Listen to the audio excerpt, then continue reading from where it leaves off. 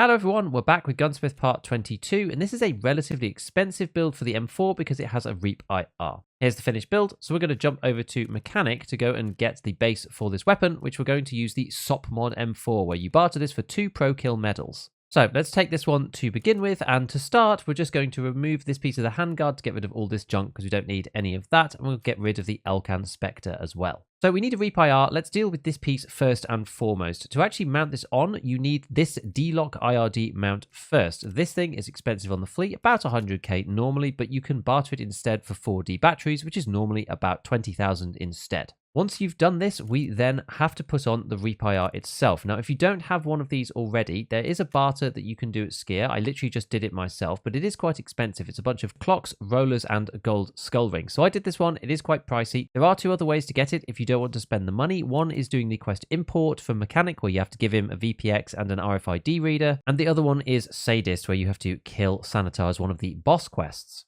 But if you haven't done those yet, you can just buy this using the barter. Very importantly, there is a Reap IR cup that you can get from Jaeger, and this is important because it ups the ergo by a lot. So we're going to stick that on, and then we can continue with the build. So on the handguard, we're going to use the Mark 10, which is this one, the Alexander Arms Mark 10 rifle length handguard. Slot that on, and then we're going to add this, the Mark 10 rail. The Alexander Arms 10-inch rail. From here, we have a choice. The easiest thing that we could do is probably put on the CQR tactical foregrip. So I'm going to add this. If you don't have this, if you don't have access or it's really expensive for some reason, you can use the RK1 instead. But if you do that, then you're going to have to add a rear sight on here. I usually use the Defiance rear sight, and that gives you enough ergo. But I'm going to just use the CQR for the time being, but that gives you a little alternative. Then we're going to replace the whole stock section with this guy, the Viper PDW. So we're going to replace the whole buffer tube with this. Then, this does come with the NT4, but we actually need the other NT4 because we've got the black one and we need the FDE one. These are normally about the same price, so you can basically buy this one and sell the old one for practically no cost.